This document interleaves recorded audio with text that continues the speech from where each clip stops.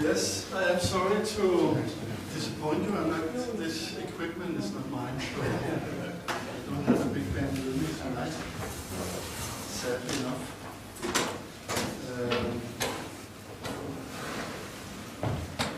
I'm going to talk about this new project I'm doing, and it's in the very early beginning. It's called SYNSMASKINEN, the vision machine. And it's still only more or less a plan or an idea. It hasn't produced anything yet, and this is the first presentation of it ever. And it's more or less only a kind of set of inspirations or very loose ideas. It's very pretentious. So maybe it will be so bombastic, so these guys won't have a chance afterwards. Yeah. And I'm going to need your help 2 times or 3 times during the 45 minutes that's coming up.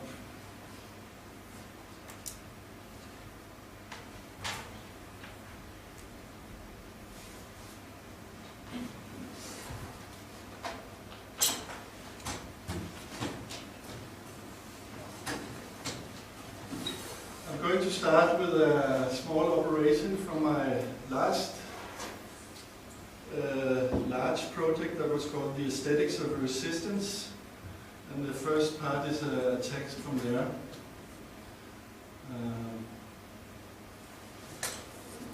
And I need you to help me with this, so I have to reorganize how we're sitting.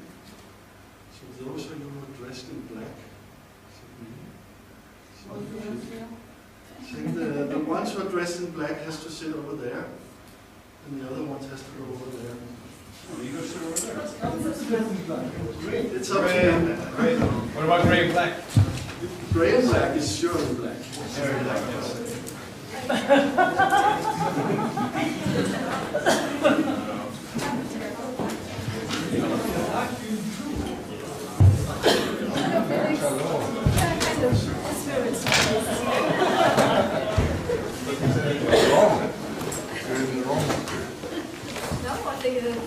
Okay, I'm Danish. I'm going to talk in English because I'm teaching in verge, and my experience is when I'm talking to a group, Danish is not really very functional.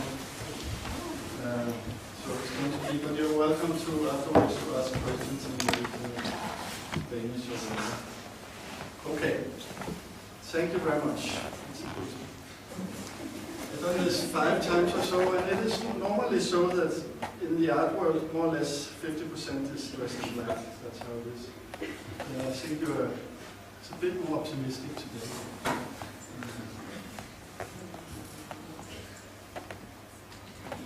Now, what we have done here is to produce a difference, the difference of black. We can name this operation a machine, a difference machine. A similar difference machine was used back in the 90s by the infamous Black Bloc as part of the anti-globalism movement that manifested itself in large-scale protest demonstrations centered around the conferences of the World Trade Organization.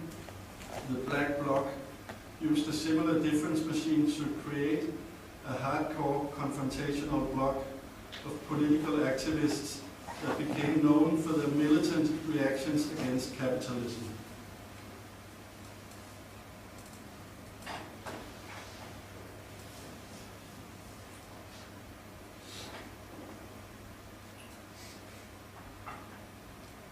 So the following is a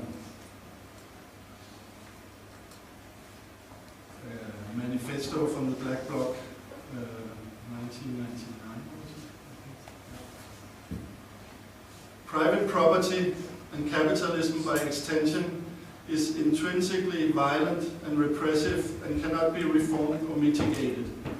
Whether the power of everyone is concentrated into the hands of a few corporate heads or diverted into regulatory apparatus charged with mitigating with mitigating the disasters of the latter, no one can be as free or as powerful as they could be in a non-hierarchical society. When we smash a window, we aim to destroy the thin veneer of legitimacy that surrounds private property rights. At the same time, we exorcise that set of violent and destructive social relationships which has been imbued in almost everything around us.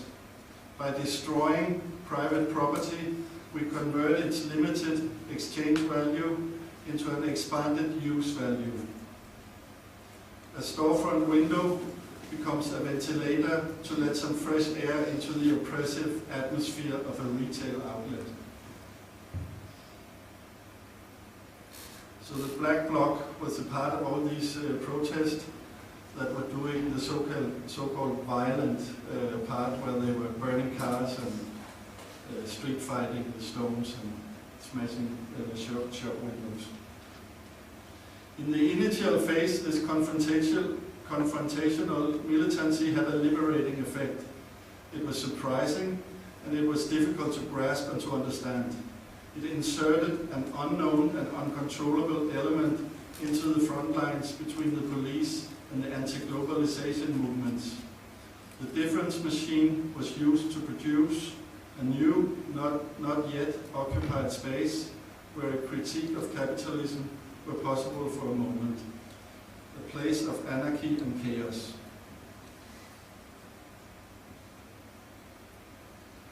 After a while, the Black Bloc became an established and recognizable phenomenon. In the media, in politics, in the lingo of demonstrations and protest, this is when the difference machine is inverted, when it is used by the state apparatus to instigate difference amongst its citizens. An example, and now we move 10 years ahead to 2009. In the trial concerning the 905 demonstrators who were arrested on December 12, 2009 in Copenhagen in connection with the climate summit COP15, the police tried to argue that 1,883 demonstrators within the approximately 100,000 strong demonstration belonged to the Black Bloc. At this point in time, in the late 2009, the Black Bloc represents a common cliché about the violent demonstrator, a stone-throwing troublemaker dressed in black. In the run-up to the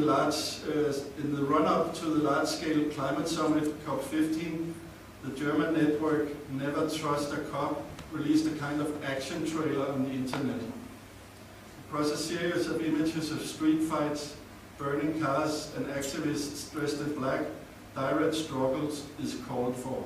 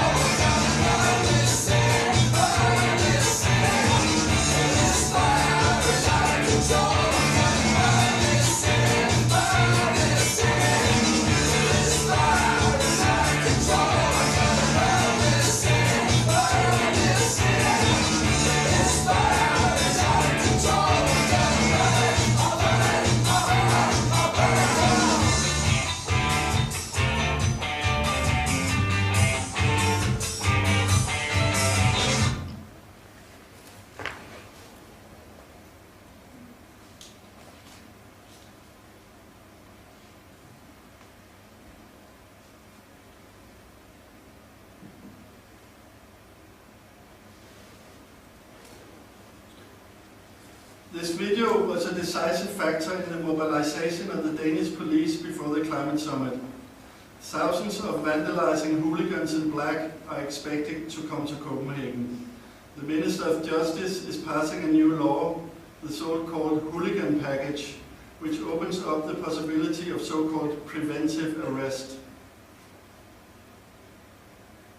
When the largest police force in Danish history, on the 12th of December 2009, arrests 944 persons, leaves them sitting on the cold asphalt of a large street for up to 7 or 8 hours, and then confines them into the so-called climate prison at a former warehouse in Valby.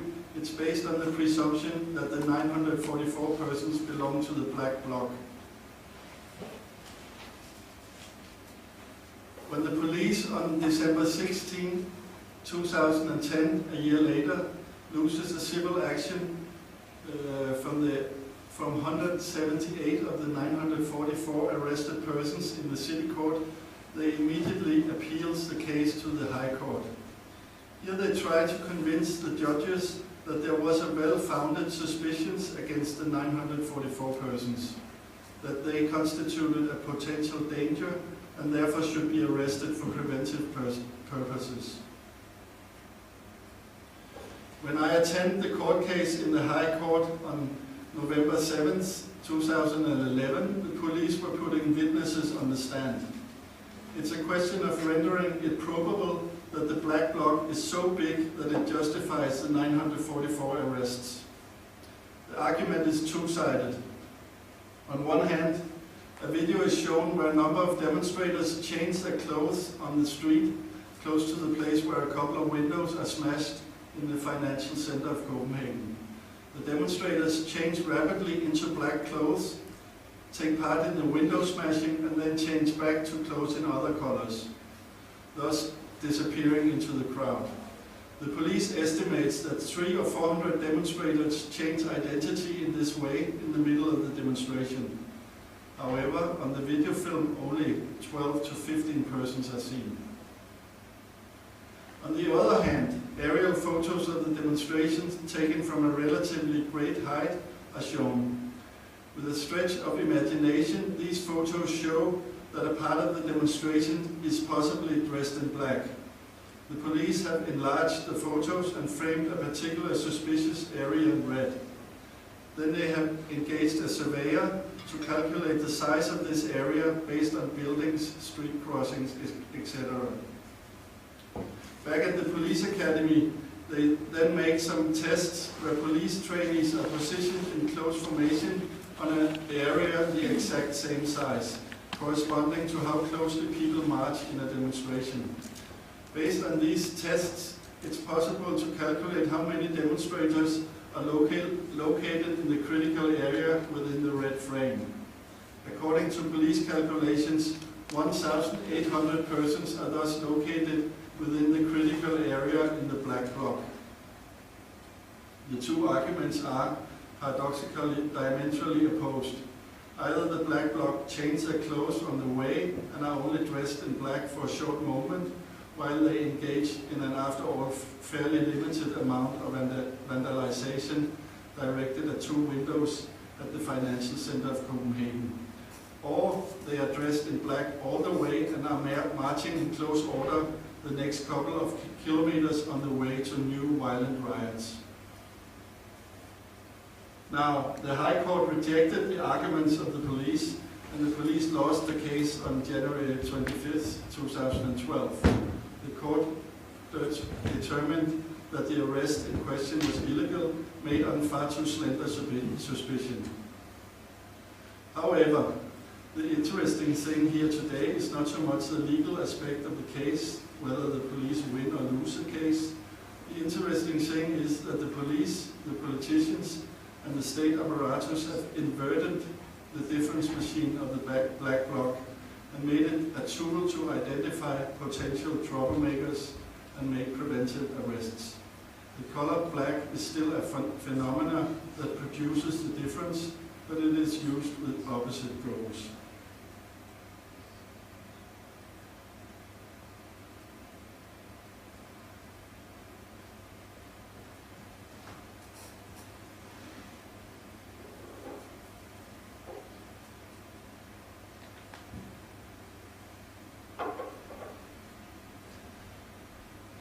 Now to a completely different kind of machine. Also back in the late 90s, another kind of movement started to emerge. Consisting of game nerds and hackers, the SYNSMASKINEN was an internet community sharing the small movies they made themselves by manipulating already existing game architectures and game machines. The idea is basically to enter the pre-programmed software of the mainstream computer games like Quake and Doom. These games were so-called first-person shooter games in order to give the players the possibility of evaluating their run-through. The game had incorporated a camera function, so a player had the possibility of recording his game and then later review it to be able to learn from his mistakes. The SYNSMASKINEN clans started using this camera function to create small subversive movies, using their Quake figures as actors, transforming the game space of Quake into a virtual movie set.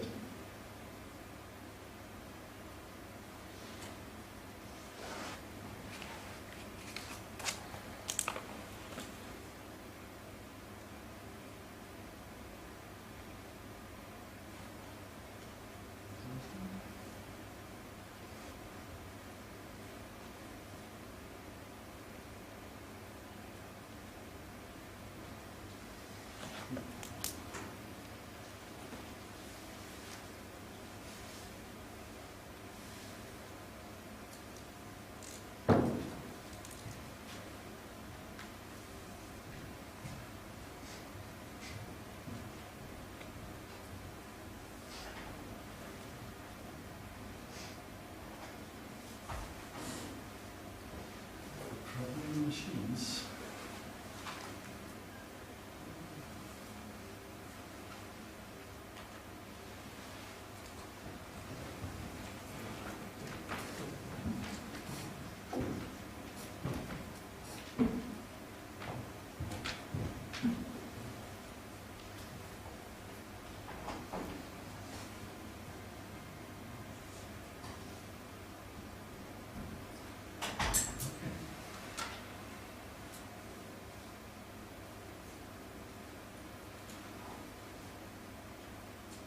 So here is the first of these SYNSMASKINEN movies made in also 96 or something like that.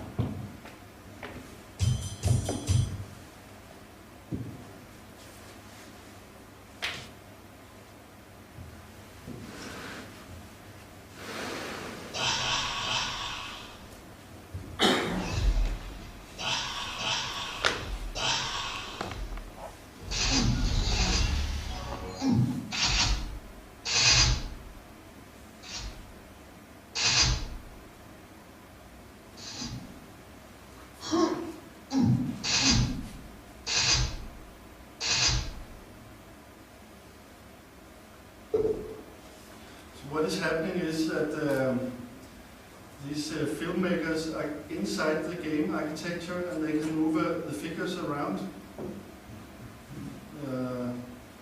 but they cannot make them speak, so they use the kind of headlines to insert dialogue and stuff.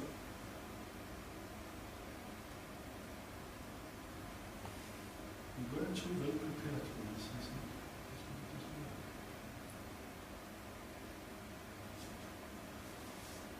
Doesn't matter so much.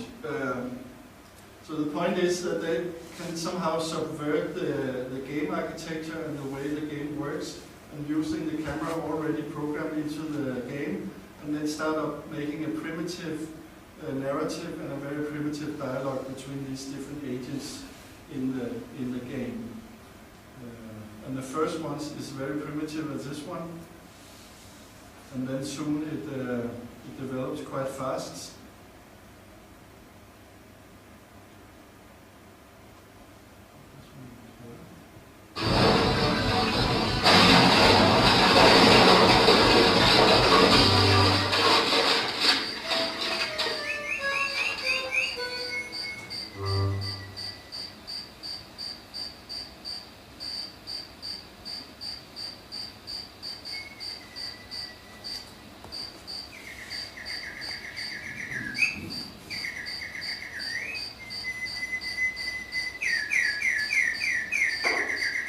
Boy, I sure am hungry. I feel like I haven't eaten in days. We haven't eaten in days, Lenny. We were going to get paid tomorrow, but you got us fired today.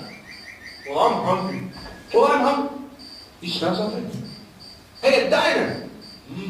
All right, let's go eat. How are they going to give us any food? We don't have any money to pay for. Oh, yeah. Say, help wanted. How does that relate to us? Well, the thing I know about diners is that you see waiters and busboys, they're never really doing any. So very soon a kind of internet community evolves where different people, mostly people who are already playing these games, are making these small movies and exchanging them between each other. And over the years, this is also maybe 10, 15 years ago, and now this industry has kind of this idea of the machinima has developed so that the producers of the games are using maybe the same people to produce kind of advertising or extra material to the games produced in this way. But in the beginning it was a kind of subversion of the game architecture and the game programming. Some of these first machinima films have then developed into series with new seasons, like television series. One of the Red versus Black is one of the most well-known machinimas that has now been there for 12 seasons, I think. But in the beginning you have this kind of strange inside the internet culture producing your own movies.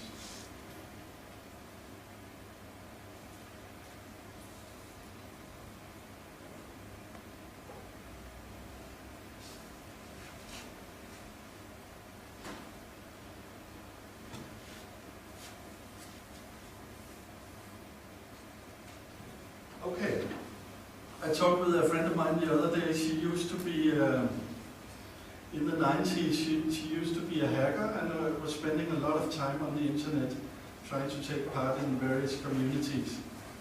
And what she told me was quite interesting. She said in the 90s, you always were in the internet under another name, and you had this kind of fictional character identity you were using.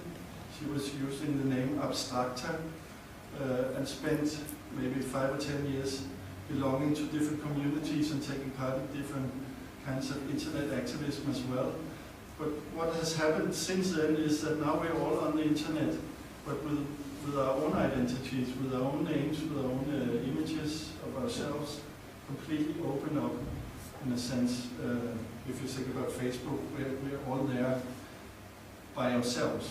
The idea of the cyborg or the fictional internet identity one could have, for instance, in Second Life or something like that, is more or less gone. Internet has become a part of the daily reality, more mundane reality we're taking part of. I found this statistics from 2014 on how many singles in America use online dating. And how the last one, I think it's a crucial one, the percentage of marriages in the last year that was based on dating on the internet, 17%. I don't think Scandinavia or Norway is very different from America in that aspect.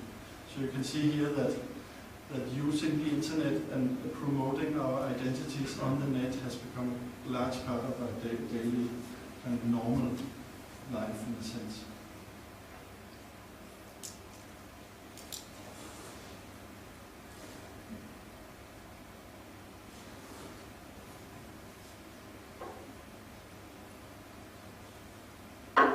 I made an interview with Bifo Gerati a couple of months ago, and he said this in the interview. Since 2008 or 2009, we had a wave of movements, struggles and demonstrations in many places of the world, particularly in Europe, in Istanbul and Greece, Occupy Wall Street, Los Indignados in Spain.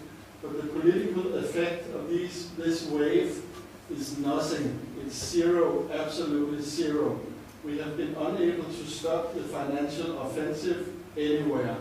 We have been unable to change a single law unable to stop decisions of the European Central Bank. Unable, totally unable. Why so? Because the street is a place where you can occupy a building, maybe you can even destroy a bank, but that is nothing. The street is not a place where power is. Power is in cyberspace. That is why, if you look at the past 5 years, the only 2 political acts that has been successful is WikiLeaks with Julian Assange and the recent disclosure of the NSA spying by Edward Snowden. The only act which has produced political difference has been connective, abstract acts. The real body of society is increasingly disempowered.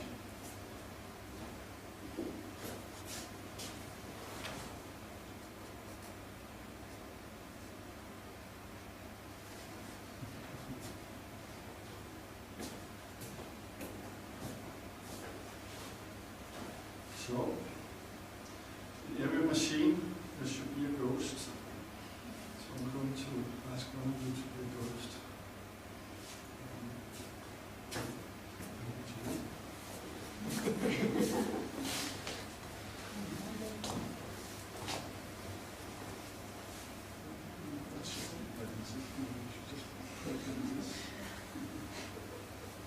Can you see it? Yeah. And sit down. Thank you very much.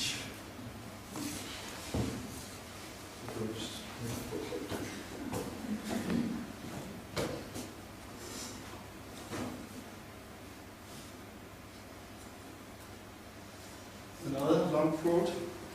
This project of mine is named after a famous book by Paul Virilio, made in the late 80s.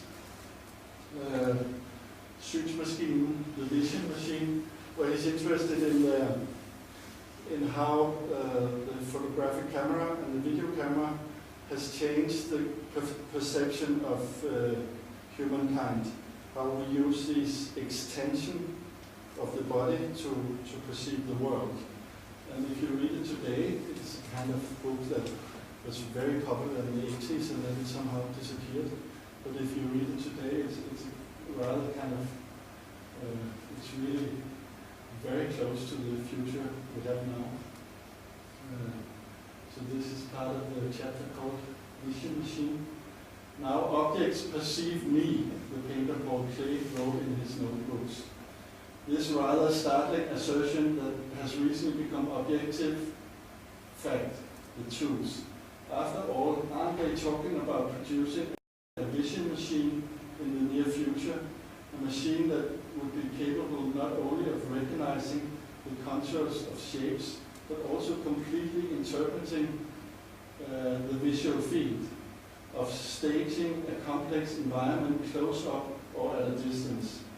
Aren't they also talking about the new technology of visionics, the possibility of achieving sightless vision, whereby the video camera would be controlled by a computer? The computer would be responsible for the machine's rather than the televiewer's capacity to analyze the ambient environment and automatically interpret the meaning of events. Such technology would be used in industrial production and stock control, in military robotics too, perhaps. Now that they are preparing the way for the automation of perception, for the innovation of artificial vision, delegating the analysis of objective reality to a machine, it might be appropriate to have another look at the nature of the virtual image. So I thought with this project of mine, this is what I'm trying to do, update this idea that we're looking to machines. And very importantly, as already Paul Klee said, that the object is looking at us, the machines are looking at us. And what object is this? Of course it's this object.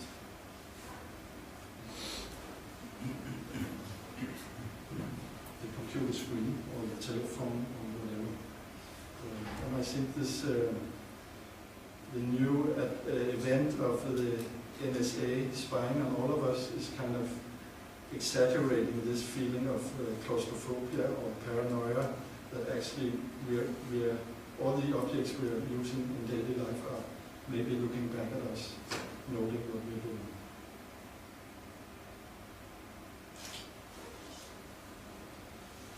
So an artist who tried to go into this field and area is Melanie Gilligan. She made this television series in 4 or 5 chapters called Popular Unrest. It's online on the net. Quite interesting. And in this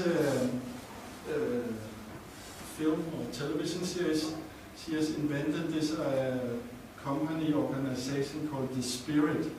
And The Spirit is a kind of future version of the internet that has somehow access to everything we do, whatever we eat, whatever we exercise, and is somehow controlling us, so we are, in a sense, behaving like the perfect customers we should behave like.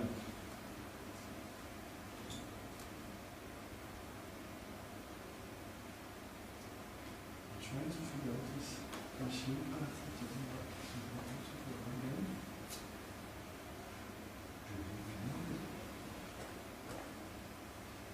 So here we are in episode 3, at a point where groups are kind of gathering, maybe in protest to the spirit, and one of these groups are taken into a lab for further exercise. And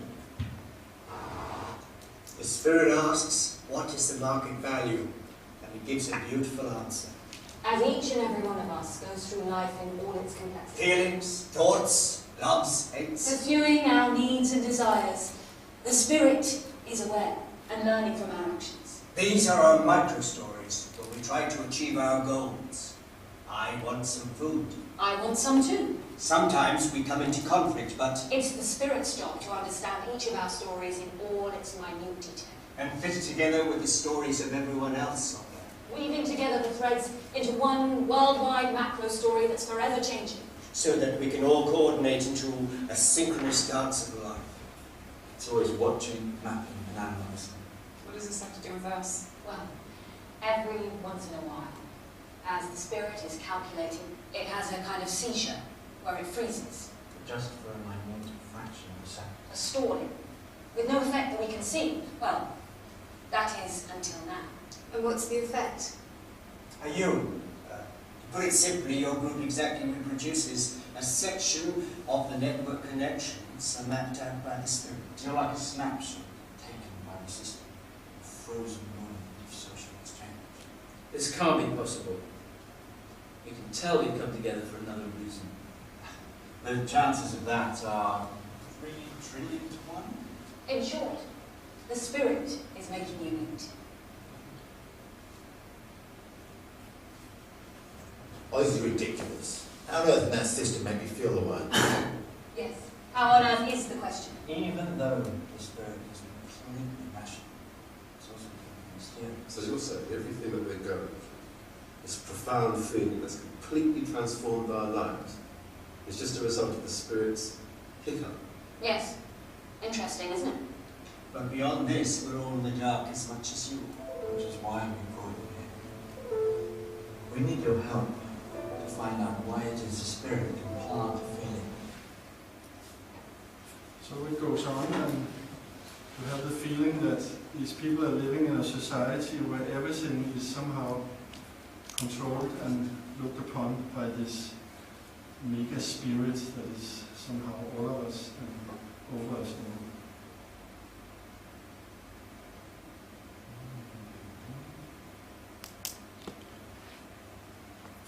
We get this short run-through with this famous lecture.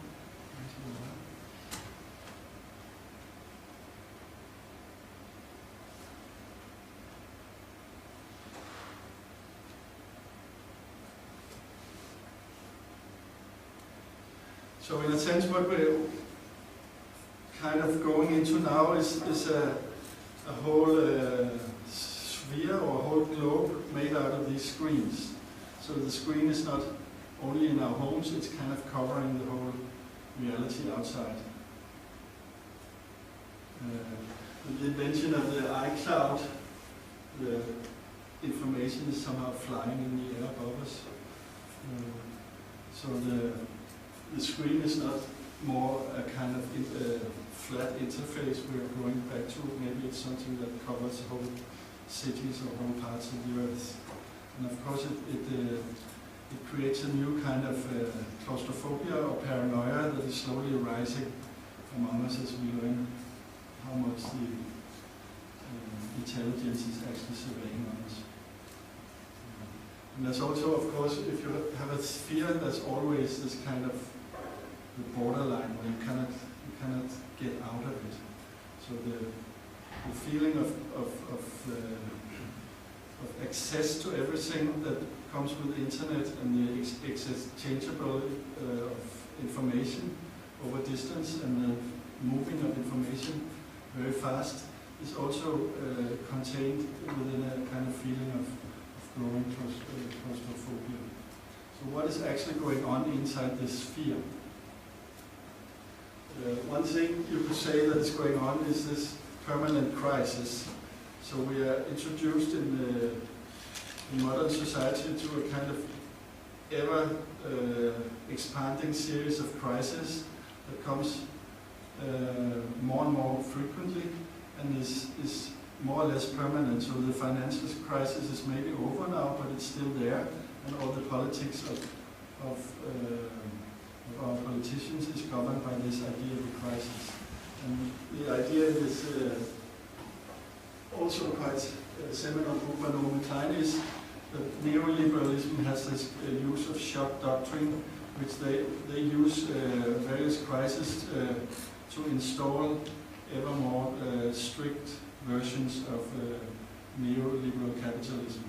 So Chile could be an example where in connection with the military coup also was a kind of inserted a kind of ultra-liberal capitalist model of society. So the crisis of the military coup would be the platform or the ground to install this hardcore ultra-liberal capitalism. And maybe what we're seeing in Europe in these years is when the financial crisis has hit at least parts of Europe very hard, and the European Union is using this crisis to install this austerity politics and slowly dismantle the welfare state. So the crisis is a kind of very fundamental tool or phenomena in this inside this new sphere. So in my the plan for my project, the Vision Machine, is to somehow research into the idea of crisis and then explore that with artistic tools. So I have kind of defined 7 different crises. The crisis of perception, which has very much to do with the idea from the radio, how these screens and the computers and the internet has somehow made perception into a kind of machine that we don't control anymore. With this comes, of course, also the crisis of democracy, how democracy is slowly inflated, and the use of representative democracy is a very kind of difficult process, where you feel as a citizen more and more disempowered. And of course, with this also comes a social crisis. The welfare state is slowly being unscrewed and taken away. And this also happens inside the financial crisis, and then surrounded by the climate crisis and maybe also the cultural religious crisis, the war between the Western culture and the various religious cultures in other parts of the world. And then in my project I'm working with the idea of 7 crises, and it comes from the 7 deadly sins. I think I should leave the last crisis unnamed because, of course, in the next year there come several new crises. So this is more or less the outline for the project. I don't know where really it's what kind of art it will be producing. It's more, this is the content it will be relating to. The idea of the screen or the dome that is kind of the becoming kind of a prison that we are stuck inside. Made me think of this idea of the wall. Sometimes you talk about you should kill your darlings. The other really ugly thing to do is that you have to use things you really hate as examples. And I thought actually preparing this lecture, this song by Pink Floyd, The Wall, came to my mind. When I was young and moving away from home, I moved into these kind of used housing blocks, and I was living in this 3-room apartment, sharing a kitchen with 2 other persons, so each of us has a room, and I had the room in the middle, and my other 2 other friends there who was living in 2 other rooms, they were constantly playing this record from Pink Floyd.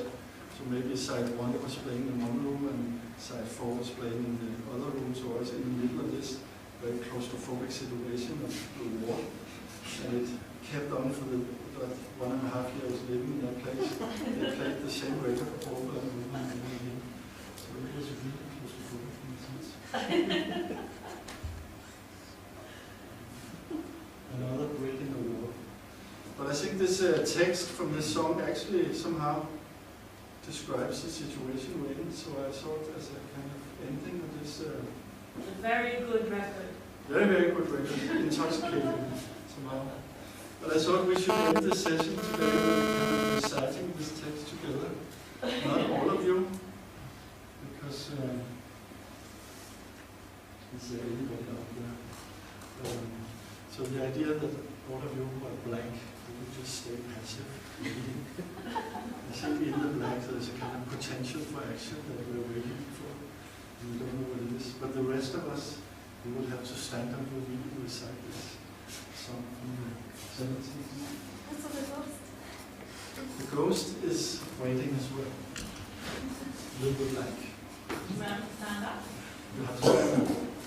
And then the idea is that we will start by whispering, and then as I go like this, we will go up. And when I'm here, we will shout the last time.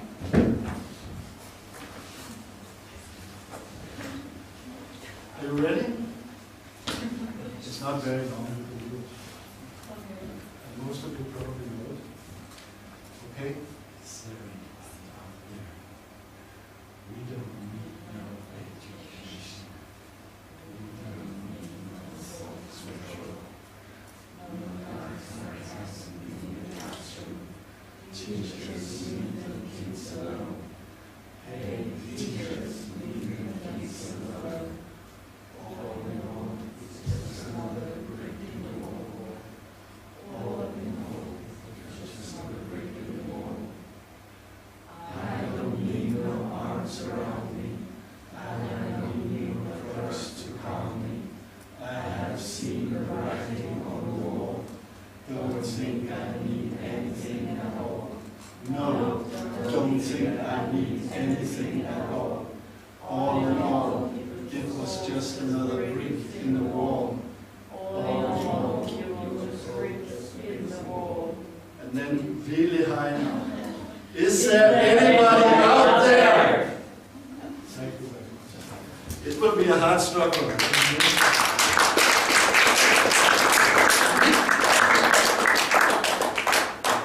Okay, the first real performance of this new project, SYNSMASKINEN. I should say SYNSMASKINEN is thought of as a performance group.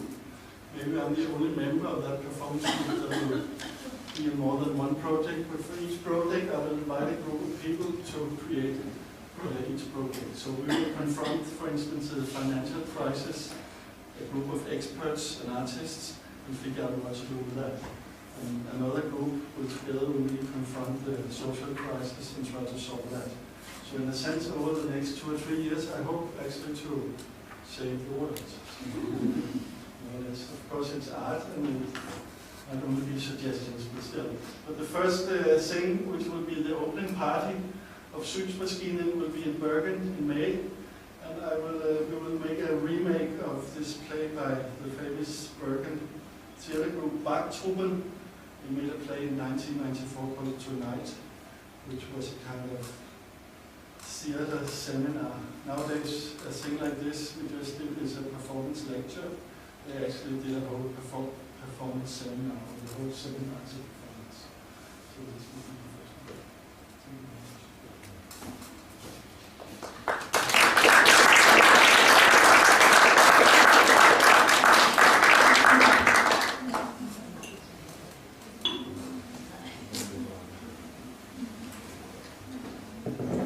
Questions?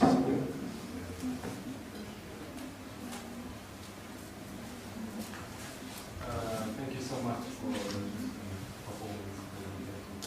I was wondering, all these 6 different ways, in a way, changing through the reaction of the technological development and stuff. And you kind of label it as crisis for every different change or construction or limitation or regulation or these different type of things. So I would like to know, how do you use the word crisis? Is it more like angst or depression where, like you said so many times about phobia, or like a different way, how do you define or use crisis in this case? I think for me it was, I became interested in it because you can hear politicians use that word all the time, and it's used for kind of, we cannot do this because we're in a crisis, so we have to do this instead. And this crisis is a kind of a, I mean, sometimes you have the feeling it's a kind of fiction, or a kind of argumentation that because we're in a crisis, we have to cut down on welfare, we have to cut down on this, or cut down on that. So in the political system, the crisis is used to introduce various kind of reforms, and reforms is in a sense always changing the system to a more liberal and capitalistic version. Reform is never trying to improve social conditions or whatever. So I thought it's interesting that the word crisis is being used in that sense. And then in this Naomi Klein, she has this idea that this is part of capitalism, that capitalism is using different crises to install kind of hardcore capitalist structures. So in that sense, the crisis is not used to make things stay as they are. The crisis is a situation where you can actually change things into something else. And liberal or ultra-liberalism uses the crisis in that sense that they use crisis to make reforms that will make lower taxes and less welfare, to put it very black and white. So I saw this idea of a crisis is something you have one system or organization, and then something happens or a process happens where this system is not working so well anymore, and it comes to a kind of time limit, or it falls apart, and the system is in crisis. But if you can say that the right way could use crisis in that sense, that they could use that situation to install liberal capitalist reforms, why couldn't I or we also use crisis to change things? It's not, and I have the feeling that at least in Scandinavia, you have the feeling that the left wing is somehow stuck in fighting for what was, instead of using the situation to change into something new. So I thought my idea was that implicit in the word crisis is also a kind of change. A system breaks down because of the crisis and it changes into something else. So I thought it would be interesting in these 7 projects to try to discuss how can we maybe not change things, but think about changing things in a different directions. By using the sort of same vocabulary or the same, engaging with the same terrain as neoliberalism, do you kind of wish to do it from the inside, engaging with similar factors that neoliberalism, or do you wish to kind of think my idea of using these, the quote from he has other ideas as well, but just in that quote he says that the only kind of real critical activist moments were those who were actually produced from within the system and not from the outside. So all these protests in the street were actually, at least in one kind of traditional thinking, were very kind of, they didn't really change things, but they were not noticed by the system as such. But those two events, WikiLeaks and this Snowden, that was produced from within the system, had a much larger effect. People were really felt threatened, these politicians in power were feeling threatened by these acts. So I thought that idea was interesting, that you could somehow try to imagine a criticism from within. And if my image of this dome, that we are more or less become encapsulated inside this huge dome of information and spying, then we are already inside the dome. And how, I mean, the reaction is from the inside. It's in a sense naive to think that we can react from the outside, because we're not outside, we're not inside. I'm also using the Apple computer, I'm also on Facebook. Question I would like to ask to you, because I'm not constantly asking myself that question, is how powerful are stories, and is there any power beyond stories? I mean, a lot of what you were bringing to the table are powerful stories. No? Like the black box turns into a story on YouTube, people making stories on the internet, and arguably Snowden and WikiLeaks were big, because there were also big stories. No, everything that Snowden and WikiLeaks revealed was something that you kind of knew anyhow. If the internet was originated by the American army, of course they're still using it. But still, like, yes, they had an influence, because suddenly in the media you had this kind of cyber Robin Hood and Snowden, who doesn't look quite like Matt Damon, but at least like Jason Bourne compatibility. Like, it's a story. It's a big story. Everyone wants to listen to it, follow up on it. So yes, stories are powerful. I think one thing. The other thing is, for instance, if we look at the Middle East or at the Arab Spring, you realize, okay, you take down a president, big story. Why does nothing change? Because there is a reality beyond the story, which is the life and the families, where in every family, I don't know, some people are somehow connected to the military, and lives are worked through the military. So on the level of daily life, beyond stories, there is a different kind of reality of where the social texture is woven around certain things. And for me the question would be, are we looking at big stories to spin kind of revolutionary moments? Or what about that other reality of where politics are in the family, or on a different level of reality that is not even touched by stories? How to address that? I think in a sense, the big problem today is that these two levels are disconnected. That we are in a traditional political thinking, we would be able to think from the kitchen or the home of a daily life, and then into some kind of political thinking, and then up to kind of how can we change society at large from that.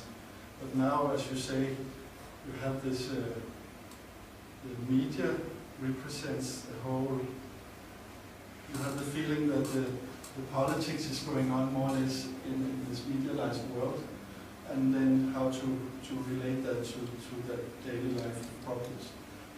And I think, I realized when I put this presentation together, I'm very much, at least in this phase of the project, I'm very much up in that level of the medialized narratives.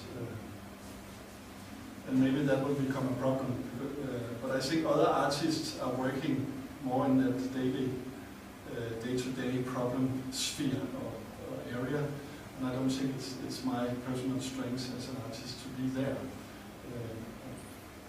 I have more fun in the area, but it's not like I don't recognize recognize that problem that you're talking about, and I also have deep respect for artists for able to work in it. I worked in my last project, there was one part about this Egyptian revolution, and it was really it was a very sad process to go through, because you had that moment of extreme kind of revolutionary, emotional joy somehow. Those days, it's 3 years ago now, only, where you had all of a sudden this whole Egyptian society was changing in a month, and you had a movement grew out nearly of nothing, and you had that revolutionary moment somehow. And then after quite a short while, this movement hit the wall, and of all these really hardcore realities of economics and food and social problems. And you could see how they were very easily taken over by the military. And I think that it was a really, in a sense, a very sad story also about what is the possibility of politics today, because you can somehow, using all these new social media, you can create a kind of movement which has that kind of revolutionary energy. I found this guy called the Eros effect. It has this kind of liberating physical effect and social effect also. But how to connect it to a kind of ideology you can structure society and take care of the landscape problems is much harder than it seems to be. Thinking of several things. First of all, when it comes to the revolution in Egypt, Egypt has never been a democracy for all its history, and I completely agree with you of how big the disappointment was, especially for the younger generation. But I think to really have a revolution, it takes a long time, and people have to get used to a new way of thinking. And in that sense, maybe we are also trapped, because part of the politics that we have seen over the last maybe 10, 15, 20 years is really the politicians letting go of responsibility, and also teaching us of letting go of responsibility. No one wants to be responsible anymore. And I think that is, for me at least, that's a core issue that I find very interesting. But I was also thinking about the way you described the screen and the dome, and suddenly it sort of, it looks a little bit like we're all stuck in a church, which is very scary. But it's sort of the same sort of power system, at least in the old days. I think it's still around, but not in the same way as in the Middle Ages. A friend of mine who lives half time in Egypt said that maybe it looks chaotic and also in a sense depressing now, but one should not underestimate one thing, that time it will take to change a society. You cannot change it like that. It will take many years. But one thing she said was really interesting now is that even though conditions is sometimes getting better, sometimes getting worse, you have the feeling that everybody's talking about politics, whereas before this so-called revolution, it was something that nobody cared about. But now everybody's engaged in it somehow, trying to discuss what to do. So in that sense, a positive change has already been. And I think we also kind of, because we're so hooked on this romantic idea of revolution, we're also very impatient. We want kind of results very fast. To think it might take much longer time. And you said that your project is ambitious. And I do agree, because these 6 points of crisis, and if you have a team of 100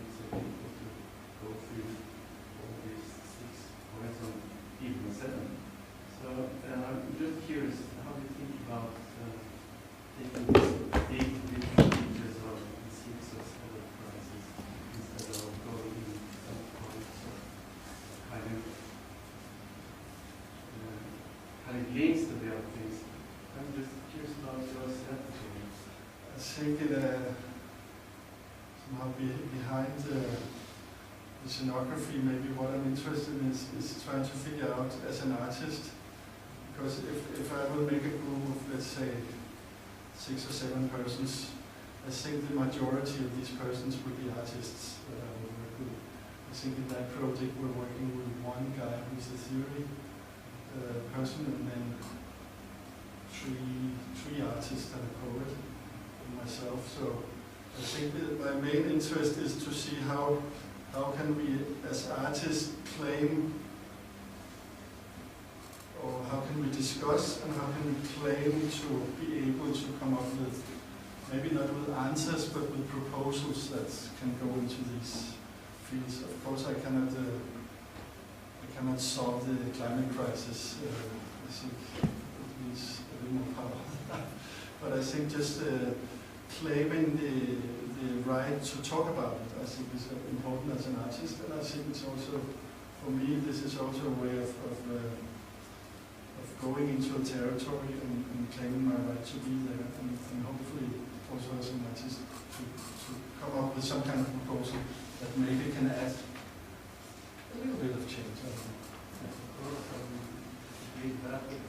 That's not criticism of it. It's more that you take a very big thing and do something, say something as an artist, not a very big field. 6 things and 6, 7. So my question is more like how you think about strategy. How do you think you can take this big field and say something of importance to this whole big field? It seems like, I mean, if you take the climate crisis, I mean, it's so big. I mean, it's that should be a reason for not to talk about it, but it would. Yes, we have to talk about it. Just as a thought, no? As you were saying, your friend who's traveling to Egypt, saying something that I've also heard from people living in Egypt, that if it's in the family, then it will take a very long time. If we're now thinking about strategies of narrativizing, coming up with stories, if that should help, what way of telling a story could actually encompass these long durational horizons, like climate change, like society changes through the family, when a lot of the narratives that we are currently looking at when it comes to revolution are usually not long durational. They are about militarized masculinity and climatic climax. Like you push it to the climax, the revolution, what do you do afterwards? Have a beer? When this is about the event, the romanticism of the event, which is one way to tell a story, up to the event, then it goes forward. And when the question of the long durational, what kind of storytelling, what kind of experiential knowledge would we need to our experience, would we activate to even articulate that horizon? I think is an urgent question as far as I would see it. I think for me it's much about this. I think another crisis is this ability to talk about the future, which I think is also interesting now in these days. That, for instance, in the Bergen Assembly, you have various works that were dealing with this kind of inability of the future.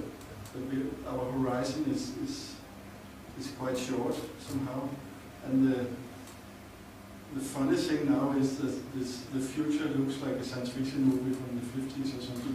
It's like even the future is nostalgic in a sense. So I think one of these, which maybe is very pretentious, attempts is to kind of knock on that sphere and break through and see, is it possible to somehow talk about that, narrating a part of the future. Which is, I think, maybe of course it's a kind of impossible task, but I think that has something to do with it. And what I also thought was interesting about this Pink Floyd, The Wall, is that, of course, it is also very nostalgic. It stems from it talks a lot about Second World War and kind of idea of fascism that comes from Second World War. But just that image of the wall, and then finally they break through and have a small hole in the wall and are able to look through the wall. And I think that's something that gesture or something.